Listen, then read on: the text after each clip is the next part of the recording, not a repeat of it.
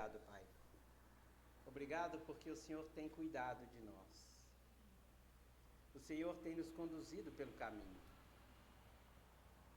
O Senhor tem sido nosso bom pastor, que cuida das ovelhas com carinho, amorosamente tem nos levado pela mão. Que o Senhor nos dê olhos para ver tudo de bom que o Senhor tem feito por nós e em nós. Essas coisas às vezes passam despercebidas em nós. Às vezes nos concentramos somente no que está ruim, nas dores, nas angústias. Muda o nosso olhar, Senhor. Muda o meu olhar. Que eu consiga ver, ter olhos para ver, ouvidos para ouvir aquilo que de bom o Senhor tem feito em nossa vida. E que nessa manhã a gente tenha um coração fértil para que a tua mensagem encontre lugar em nós. Que o nosso coração também saiba ouvir. Que a gente não ouça só com a mente, com os ouvidos, mas que o nosso coração se aproprie da tua mensagem, da tua palavra. E que a gente tenha a capacidade também de reter aquilo que for bom que for dito e guardar no coração. Obrigado porque o Senhor está aqui. O Senhor disse mesmo, onde 2 ou 3 estivessem reunidos, o Senhor ali estaria. Estamos reunidos em teu nome. Gratidão porque o Senhor está aqui. Obrigado, Senhor. Amém. Amém, queridos. Deixa eu falar aqui, né? Por conta de sair ali no YouTube. Hoje nós não temos ninguém que toca aqui, então nós já vamos passar direto aqui para a mensagem e depois nós vamos ter um momento especial, que é o momento da ceia. Então eu gostaria de compartilhar com vocês a mensagem que está no Evangelho de Mateus, capítulo 18, a partir do 1 mesmo.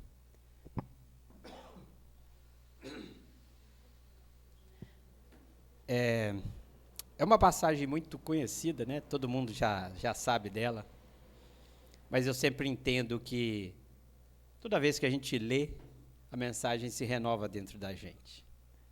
E eu estava lendo isso e pensando algumas coisas que queria compartilhar com vocês hoje. Começa assim: naquela hora, aproximaram-se de Jesus os discípulos perguntando: quem é porventura o maior no reino dos céus? Eu queria já parar por aqui, porque começa com uma pergunta. Uma pergunta que revela, eu entendo que mais reveladoras que as respostas são as perguntas que a gente faz. Tem pergunta que carrega um monte da gente dentro dela. E aqui eu não acho que seja diferente. Quem é o maior no reino dos céus? É a pergunta dos discípulos. E ela revela muito do que havia neles. Porque quando se pergunta esse tipo de coisa,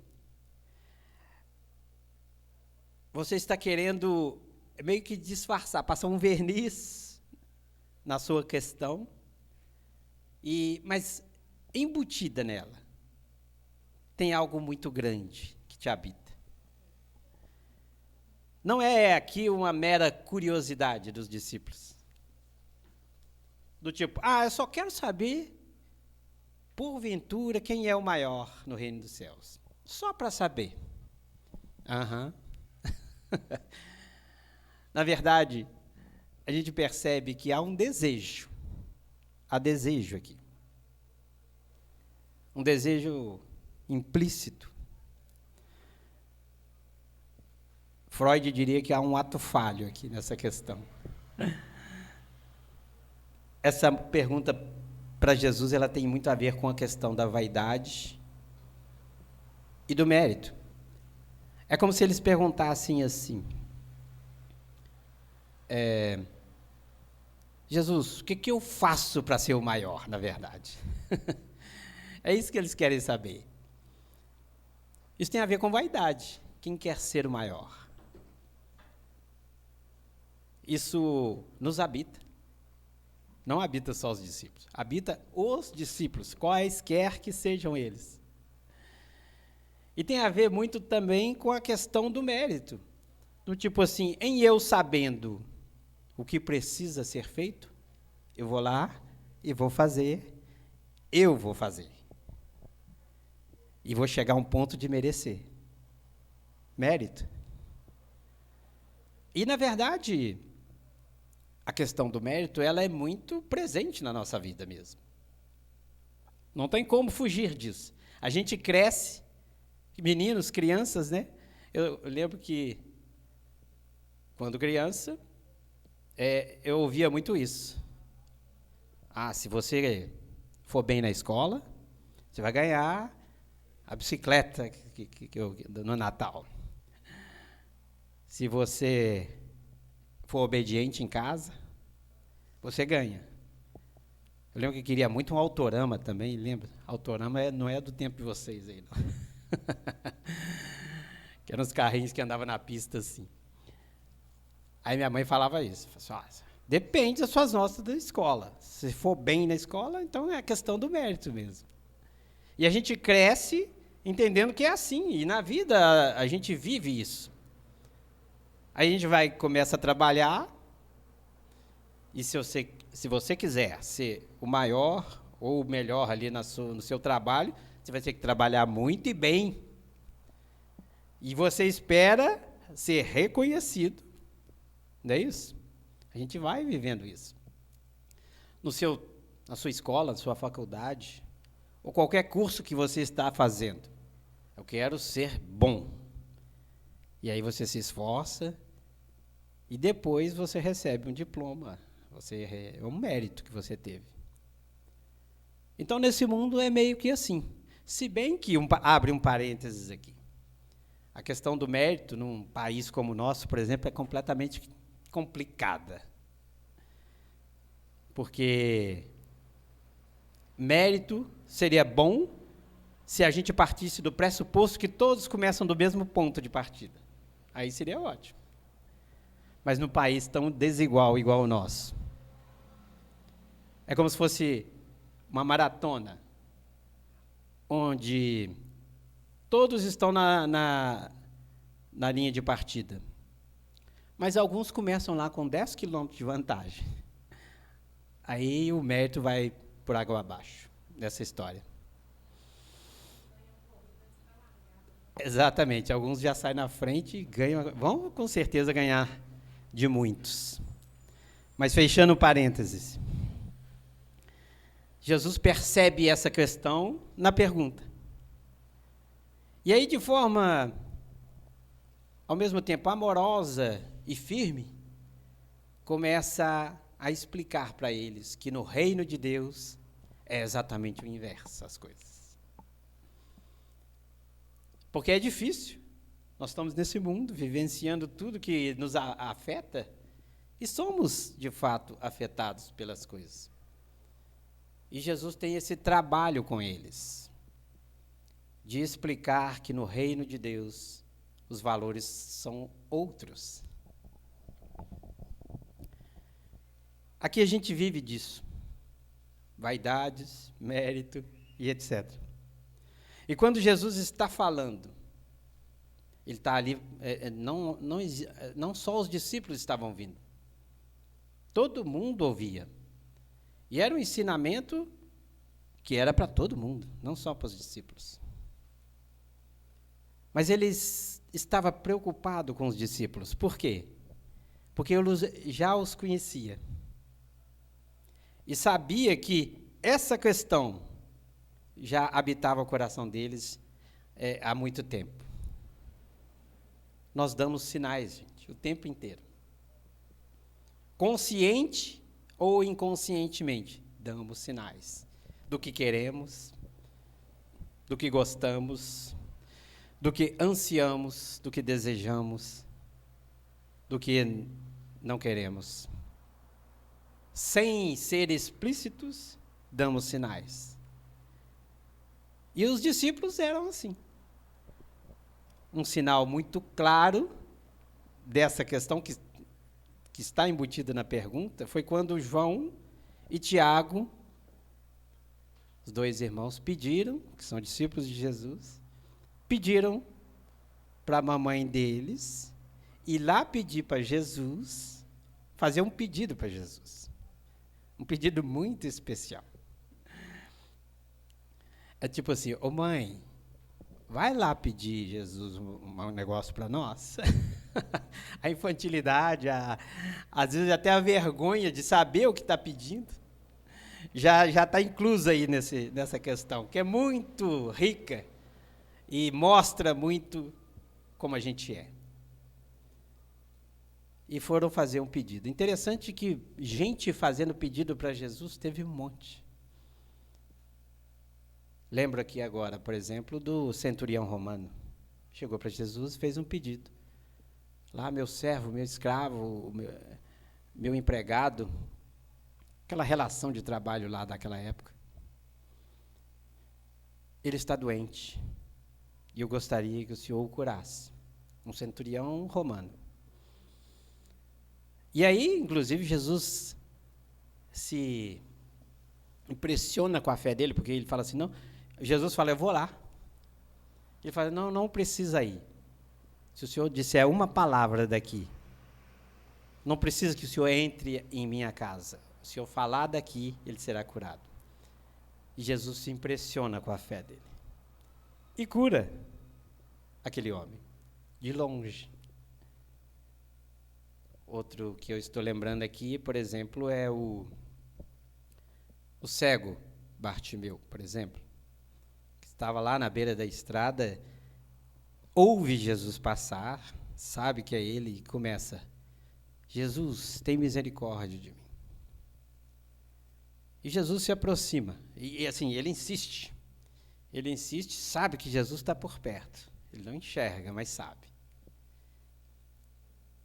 E aí, de tanto insistir, o pessoal começou a afastá-lo, mas de tanto insistir, Jesus falou, traga o moço e faz uma pergunta inusitada, o que queres que te faça? Tipo assim, como assim, Jesus? O que queres que te faça para esse cego? Mas a questão é que nem sempre aquilo que está muito visível em nós é o que precisamos.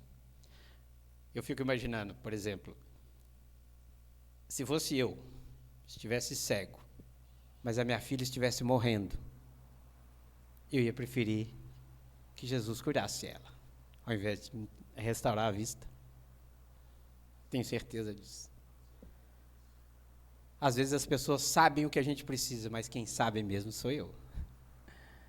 As pessoas falam, não, você está precisando disso, Luiz, você precisa consertar essas coisas. Eu que sei o que me incomoda, me machuca, me faz que estou precisando. Mas no caso dele era isso mesmo. E Jesus queria que ele expressasse isso. E aí ele é curado. Como essas pessoas aqui que eu citei, tem várias que Jesus encontrou, ouviu o pedido e atendeu. Mas esse de João e Tiago não rolou. Não rolou. E aí a gente fica pensando, mas os discípulos, um desavisado que ouvisse isso, né? Assim, ó, Senhor, queremos que atenda esse pedido. São discípulos de Jesus, andam com ele já há alguns anos. É claro que Jesus vai atender. Atendeu tanta gente que ele nem conhecia. Não vai atender o discípulo que anda perto. E Jesus não atende. Não atende porque ele sabe o que está por trás do pedido. Porque eles pediram, a mãe pediu, que esses dois estejam na tua glória, um à tua direita e outro à tua esquerda. Jesus fala, não sabeis o que pedis. Isso nem compete a mim, isso é coisa do Pai. E começa de novo a ensinar pacientemente, amorosamente, que o reino de Deus não tenha nada a ver com essas coisas.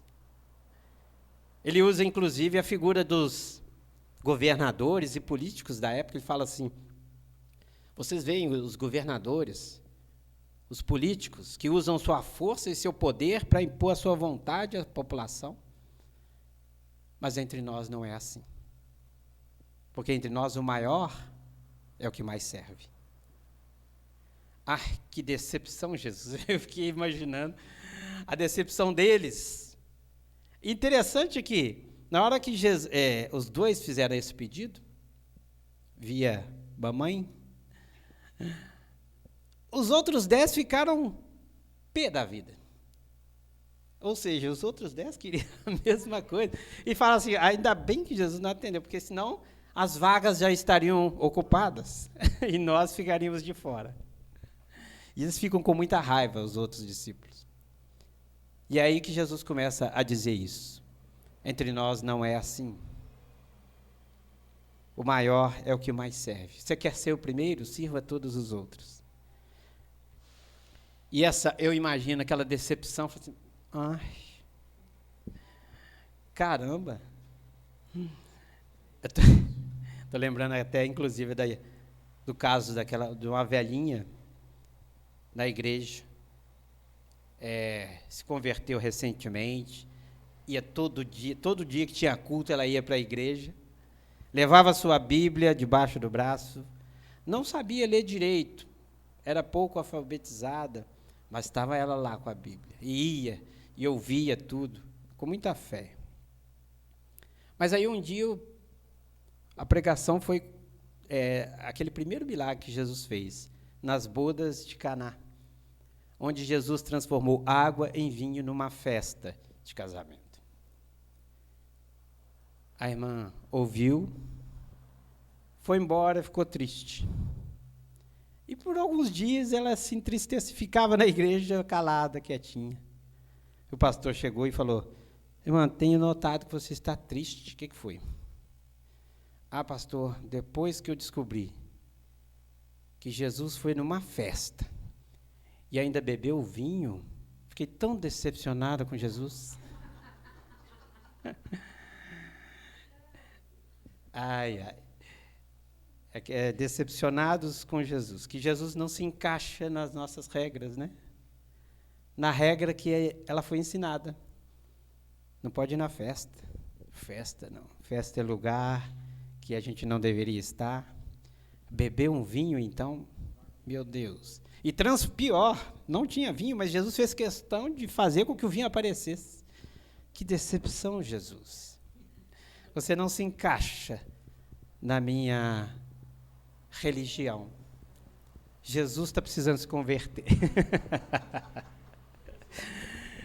E esse tipo de decepção, imagino que acompanhou os discípulos quando falaram assim, mas a gente está andando com o Senhor aqui, e o Senhor não pode conceder isso. É assim que a gente é. Lembra? Quem que foi? O João e Tiago, né?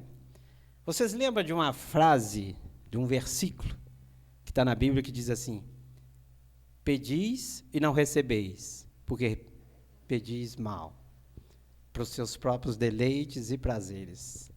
Quem lembra quem disse isso? Tiago, que foi lá pedir para ficar à direita ou à esquerda. 40 anos depois ele escreve essa carta. Pelo menos ele aprendeu. A maturidade tem isso. Quando Tiago fez esse tipo de pedido, ele tinha por volta de 27, 28 anos. E quando 40 anos depois ele escreve aquela carta, no capítulo 4, no versículo 3, está escrito, pedis e não recebeis. Tipo assim, eu pedi e não recebi, porque eu pedi mal. Nunca é tarde para a gente ser quem a gente deveria ser, né? Tudo pode ser consertado a qualquer momento. Desde que em nós seja feita essa autoavaliação. Onde eu estou errando? Que caminho eu estou seguindo? Quero ser seguidor de Jesus? Estou indo nesse caminho? Então é isso. E Jesus prossegue explicando para eles. Vamos lá ler? Eu parei lá no primeiro versículo,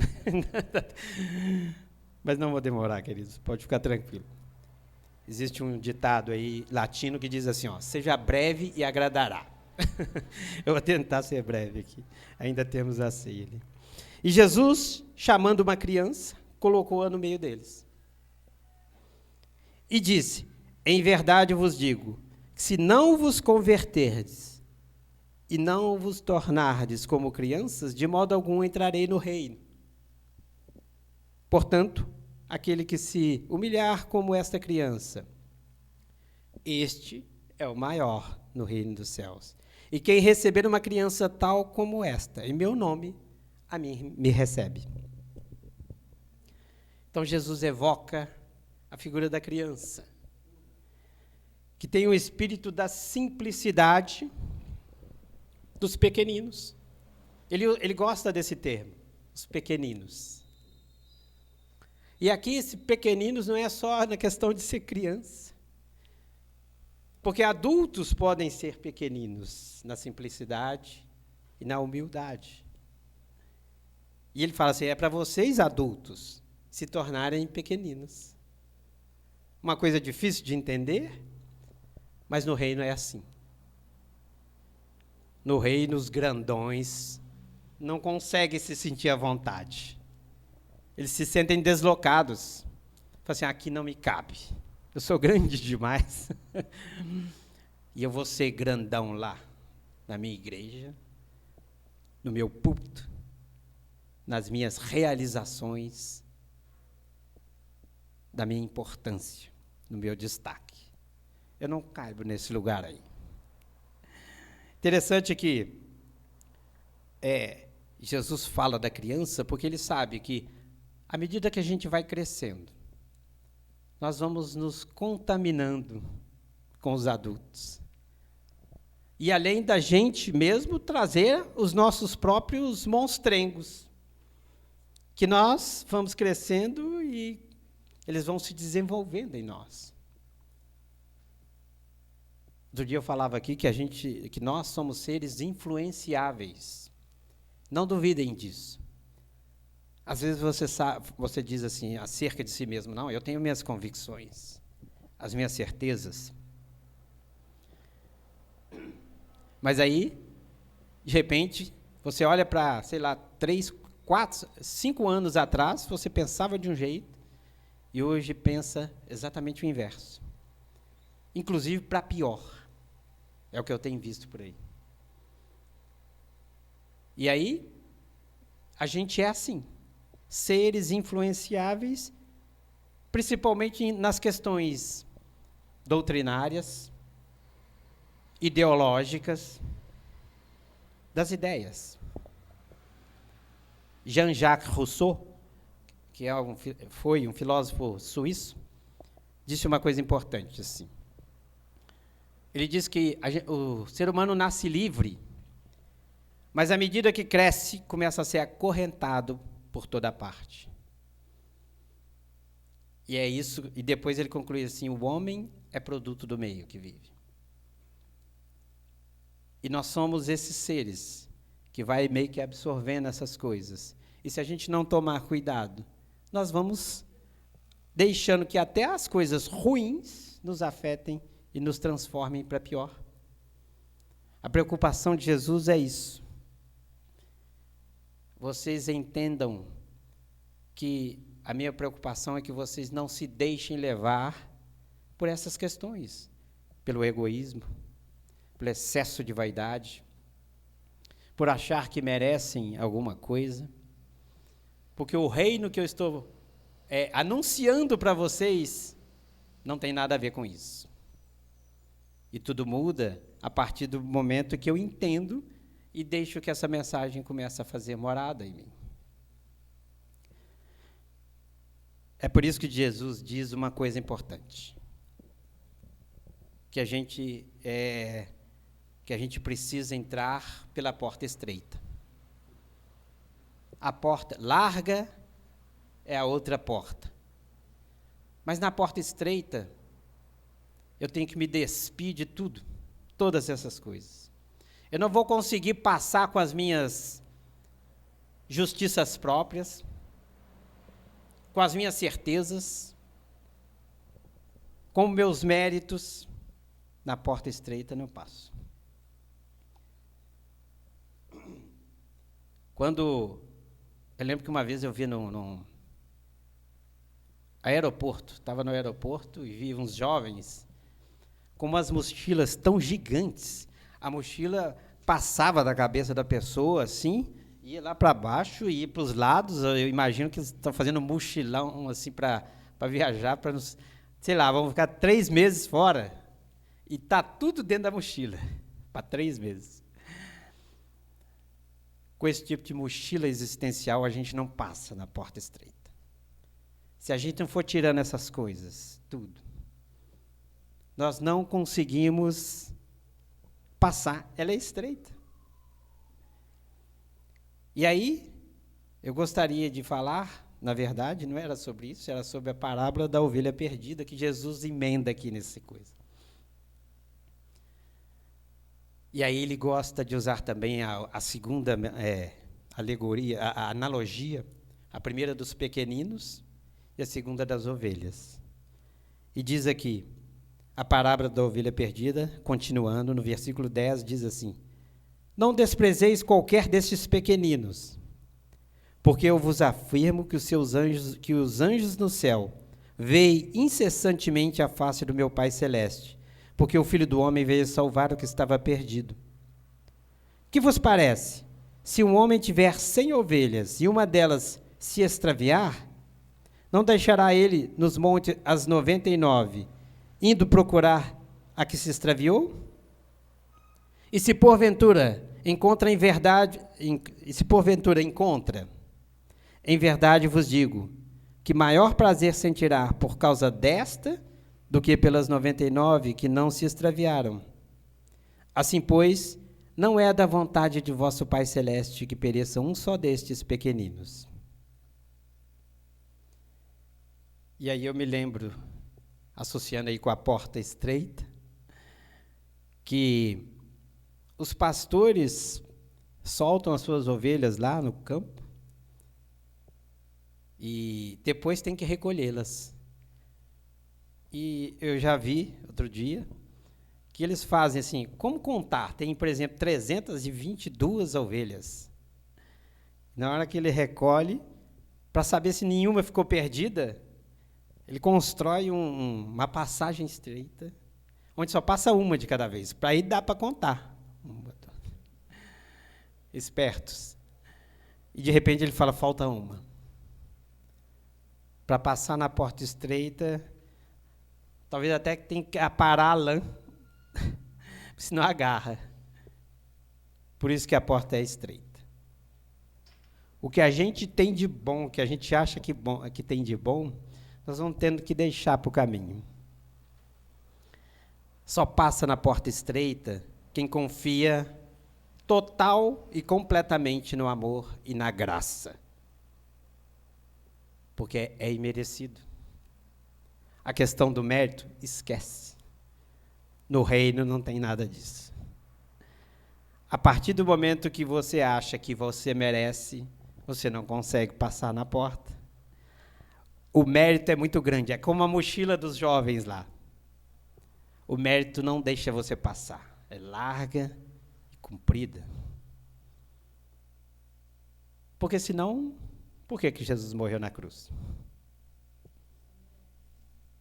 Se você pode, pelos seus próprios méritos, entrar no reino, não precisava não. Era só você ser extremamente disciplinado a vida inteira. Como diz Paulo, existem 632 leis no Antigo Testamento. Mas se você pecar em uma, não adianta nada. Ainda bem que o fim da lei é Cristo, para a justificação de todo aquele que nele crê. Ufa.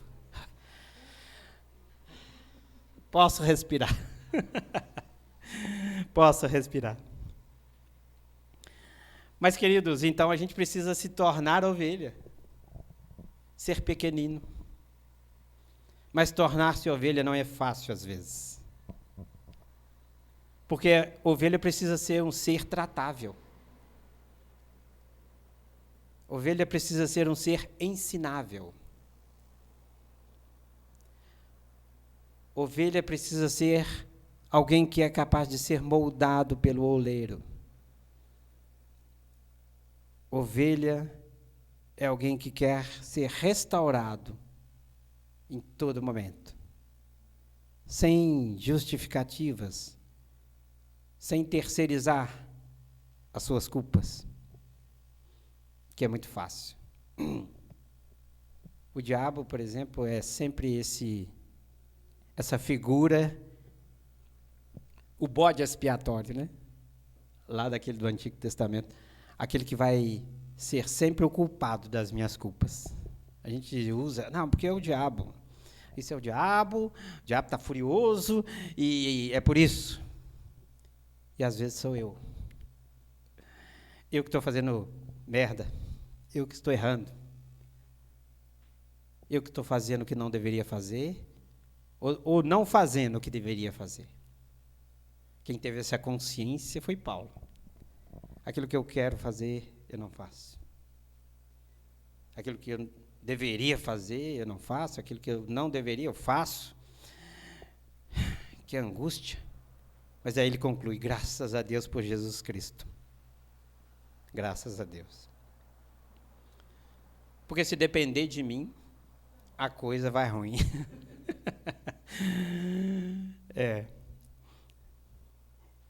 E se a gente não consegue ser ovelha, a gente não consegue ouvir a voz do bom pastor. Porque só as ovelhas conseguem ouvir o bom pastor. E em não ouvindo o bom pastor, eu vou ter que andar por esse mundo conforme as minhas próprias produções. Confiar em mim mesmo. Outro dia eu vi um adesivo no carro, assim, ai de mim se não fosse eu mesmo. Esse aí, coitado, o dia que ele falhar, e vai falhar um dia, eu não sei aonde ele vai ficar. Eu até ri. E quando a gente joga toda a confiança em nós mesmos, a chance de dar ruim é muito grande. É ou não é? E Jesus fala todas essas coisas, queridos, resumindo a história do mérito, da vaidade, da busca por aquilo que não tem nada a ver com o reino. E ele não fala isso para exercer a sua autoridade. Eu sou o Senhor dos senhores. Não. Ele está preocupado com que a gente não ande perdido. Porque quando a gente se perde, e ele usa lá as 100 ovelhas e as 99 que ficaram, e aquela que se perde. Ovelha perdida tem a capacidade de se machucar muito, de se ferir. E não só isso, de ferir os outros também. Quando a gente está mal, a gente tende a tirar o pior de nós. E isso não é bom. Quando Jesus fala essas coisas todas, ele não quer que você fique perdido. As pessoas acham que perdido é só aqueles que estão lá, né, que nunca foram para a igreja, que não ouviram o evangelho, mas às vezes nós estamos perdidos. Quantas vezes eu me senti perdido? Não sei o que fazer. A minha fé vacilou. Teve momentos que eu falei o seguinte, será que Deus existe? E Deus não mudou 1 centímetro em relação a mim. Quando eu duvidei, ele não deixou de me amar ou amar menos. Não existe essa possibilidade em Deus. A possibilidade é sempre a que ele vai me entender. Porque o bom pastor entende as ovelhas, vai atrás dela, e ele vai, não porque lá vou atrás do Luiz de novo, aprontou de novo, lá vai eu atrás do Luiz. Luiz me dá trabalho demais. O que ele disse aqui é o seguinte: e se porventura a encontra a ovelha perdida, vos digo que maior prazer sentirá por causa desta do que pelas 99. Deus ama trazer a gente de volta. Deus ama nos buscar, principalmente quando a gente se roubou da gente mesmo. Tem o livro do Padre Fábio de Mello, Quem me roubou de mim? Tem um monte de coisa que nos rouba, mas às vezes eu me roubei de mim. E não vou culpar ninguém. Quando a gente chega nesse ponto de não precisar culpar as pessoas pelas coisas que eu fiz, a gente está crescendo. Não precisa das pessoas apontarem o dedo para mim mais. Eu sei. Paulo é que diz isso, né? Examine-se, pois, o homem a si mesmo. Olhe para você. E quando Jesus vai buscar, a gente está ferido, machucado, tremendo, está com frio. E ele vem com um prazer, esse prazer que ele fala aqui, ó. Que alegria é para ele pegar a gente no colo, voltar, dar banho, limpar a gente tudo, colocar lá no aprisco. Porque tem vezes que a gente não vai conseguir dar conta de ir sozinho acompanhando o pastor de volta. Ele tem que pegar a gente no colo. A gente não dá conta nem de andar. Não dá conta de andar, de dormir, de falar, de conversar. A gente só precisa de cuidado.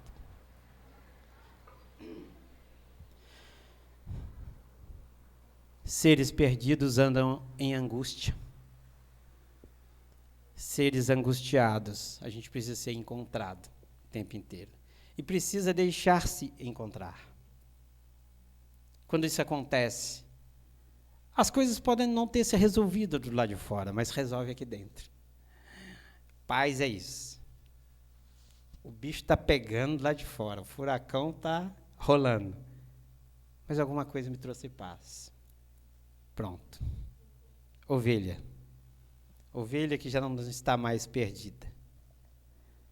Tomara que seja assim com a gente. Amém, queridas? É isso que eu queria dizer a vocês nessa manhã. E nós vamos aproveitar, vou emendando aqui, nós vamos fazer a ceia do Senhor. A ceia é para as ovelhas, é para os pequeninos. Se alguém acha que merece estar à mesa com Jesus, como eu disse, não vai rolar. Se você acha que é merecedor, deixe a sua justiça própria. Paulo falou tanto dessa justiça própria, porque ele era assim antes. Ele sabia do que estava falando. Lembra quando ele desfia o seu currículo? Ele fala assim, eu nasci da tribo de Benjamim, circuncidado ao 8º dia, fariseu dos fariseus, que era um elogio, né? Para um fariseu era um cargo alto. Quanto à lei, irrepreensível, mas considerei tudo isso esterco. Merda. Depois que conheci Jesus. Ou seja, meus valores mudaram. E é isso que ele sabia, que ele fazia com ele mesmo, justiça própria. Eu sou cara bom demais. E geralmente os bons demais são os chatos. Já encontrou gente muito certinha? Gente que assim tem todas os passo a passo para você se tornar santo e irrepreensível? Geralmente são chatos. É a maioria. Talvez uns 99%, tudo gente chata, que não basta querer se apresentar como santos e irrepreensíveis, mas quer que você seja também, da mesma forma. Ai, meu Deus. Então, a ceia é para esses que não são dignos, mas que foram dignificados por Jesus na cruz. Não somos os justos por nossas próprias produções, mas fomos justificados por Ele, graças a Deus. Então, nós vamos passar a esse momento, e eu vou pedir que, daqui a pouco, como estou sozinho aqui, eu vou pedir a ajuda de vocês. É o seguinte, nós vamos fazer a seguinte dinâmica, nós vamos lá pegar, vocês pegam o pão, o cálice, e não tomem, vamos tomar todos juntos, vamos aguardar o momento, tá bom? Se faltar algum ali, a gente tem mais lá, a gente colocou alguns ali, e aí nós vamos fazer uma baguncinha aqui nesse momento, mas vai dar certo, tá bom? Vamos lá.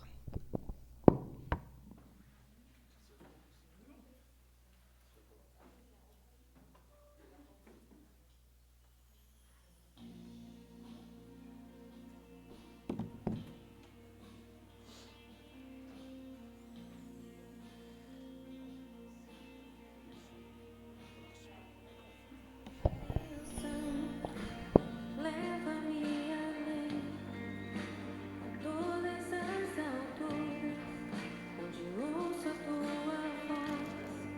Fala de tua justiça pela minha vida. Jesus, deixa teu sangue.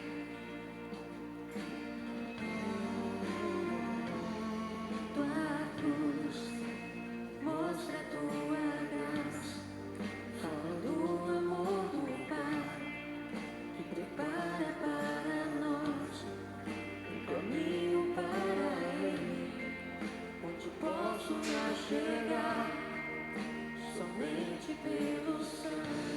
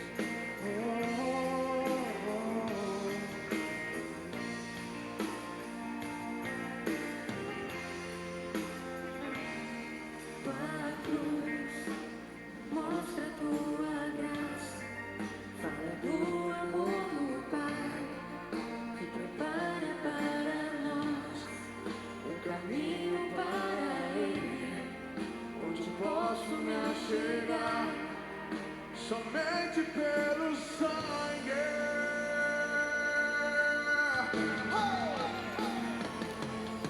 O que nos salva dos pecados, o que nos traz restauração. Nada além do sangue, nada além do sangue de Jesus.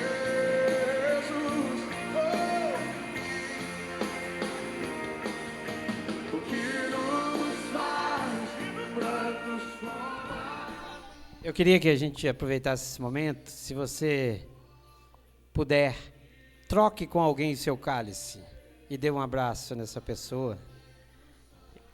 E simplesmente isso revela que estamos juntos, que na mesa não tem nenhum maior que o outro. Eu espero que ninguém tenha esse sentimento, que não haja um sentimento de mérito e de que fulano é maior que o ciclano, tá bom?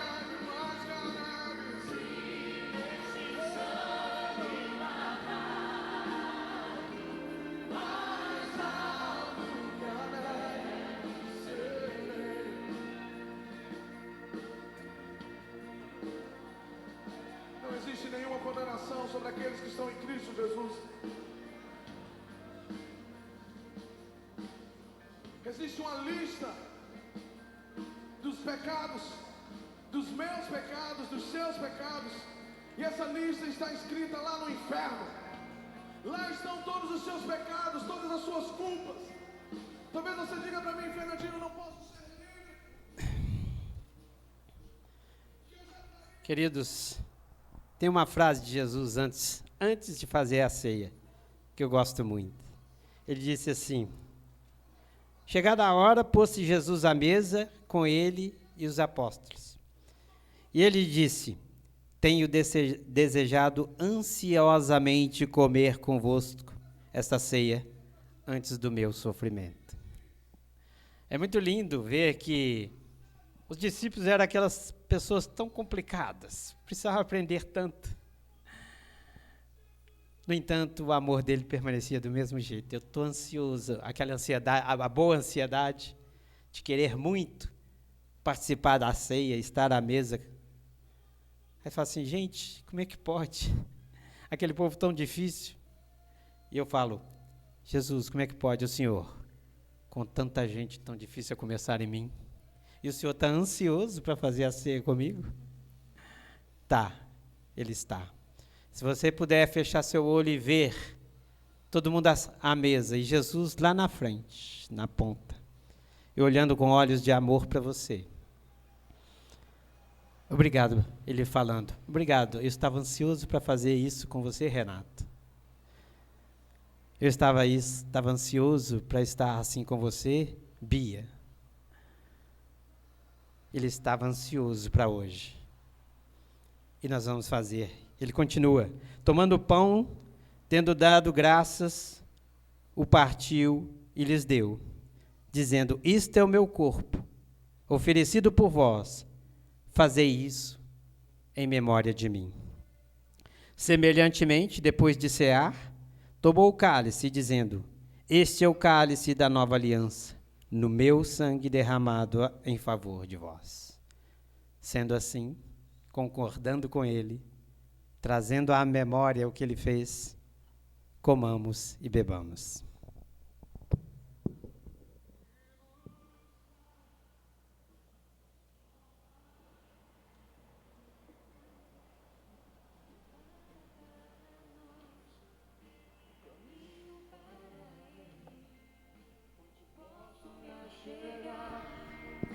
Somente pelo sangue.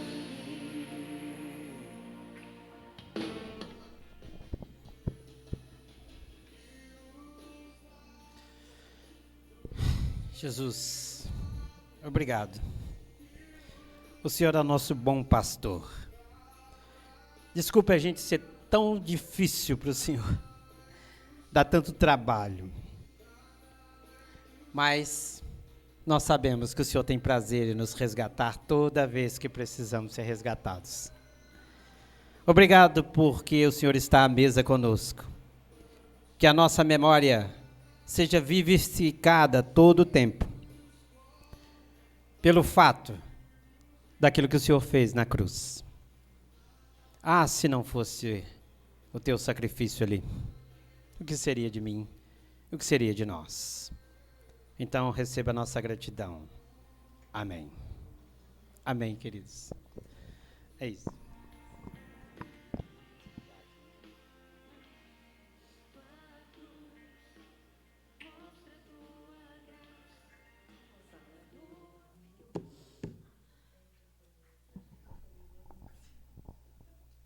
Isso, podem me ajudar aí a recolher. Se puderem colocar ali, fique à vontade. Todo mundo, teve pão para todo mundo aí? Teve, né? Eu esqueci de perguntar isso, agora já é tarde, né? Sobrou, então tá bom. Eu falei, eu preciso perguntar antes. Deu certo. Mas também tem uma rosca lá que é enorme ali, que a gente podia dividi-la também. Queridos, emendando tudo, hoje sou eu que faço tudo aqui, já notaram? O Henrique não vem, eu tenho que fazer tudo. É aquele momento que, para quem não sabe, a gente paga aqui a diária no hotel, e se você quiser contribuir e puder, eu vou pedir que pode deixar aqui depois, se quiser passar ali na recepção e pagar lá, deixar lá alguma contribuição, é só você falar que é sobre essa reunião aqui. Às vezes você não tem dinheiro, mas, enfim, que seja uma contribuição por amor, pelo amor de Deus, nunca por obrigação. Se você entende, se sentiu bem aqui, se fez bem a você, e que não seja uma troca com Deus, tá? Doação, presente, a gente não espera retorno. Quando você dá um presente para alguém, você fica assim, agora eu quero um de volta. Não. Dê um presente. Pode deixar ali ou aqui. Fique à vontade. E se você estiver precisando de alguma ajuda financeira, pode me falar. A gente dá um jeito também de te ajudar. Talvez você esteja precisando e é uma urgência. Obrigado, querida. Que Deus abençoe. Enfim, como disse Jesus, estamos aqui para servir e não para ser servidos, né? Manos queridos, vamos orar pelas pessoas. Se alguém quiser, se alguém tiver algum motivo de oração, talvez você se lembrou de alguém que precise de oração. E nós vamos orar.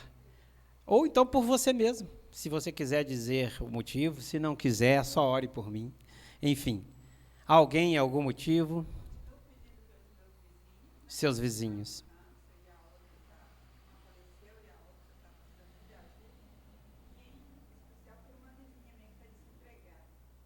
Tá, desemprego, câncer. Vamos orar. Mano, Maria Luísa, sua neta.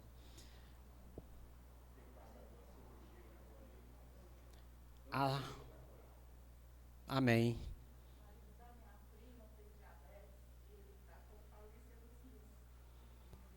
O marido, qual que é o nome dele? Não entendi. Sandro. Nós vamos orar pelo Sandro. Raquel. Meningite. Vamos orar. Mais alguém? Márcio?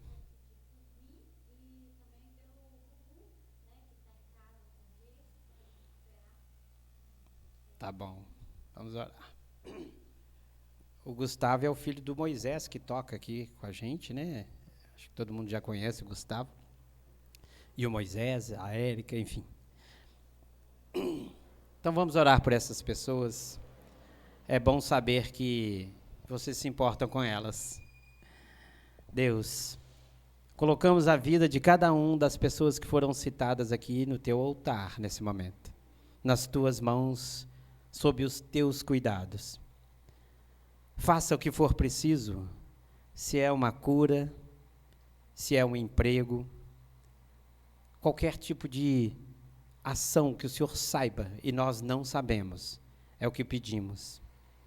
Confiando que o Senhor vai fazer o melhor que for possível, não para nós, mas o Senhor sabe de todas as coisas. O que fazemos é tão somente pedir, interceder, para que o Senhor olhe por elas e as abençoe, em nome do teu Filho Jesus. Obrigado por ouvir a nossa oração. Já te agradecemos. Amém.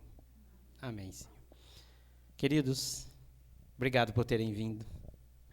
Foi muito bom estar aqui com vocês, apesar do frio. Eu falei assim, não vai vir ninguém.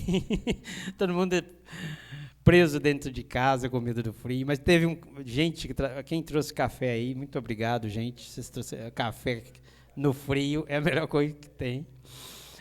Lanche lá, pão, obrigado, queridos. Café da manhã foi ótimo. Acho que tudo foi ótimo aqui hoje. Eu fico muito feliz. A minha semana sempre fica abastecida quando eu estou aqui com vocês. Encontrar com vocês, abraçar vocês. É sempre muito bom. E que essa semana seja abençoada, em nome de Jesus. Se Deus quiser, estaremos de volta no próximo domingo. Convide alguém, venha você. Eu imagino que não vai estar tão frio. E você que está acompanhando no YouTube, pode vir. Vai ser bom para você também. De perto é sempre muito melhor do que de longe. Fiquem com Deus, queridos. Deus abençoe vocês.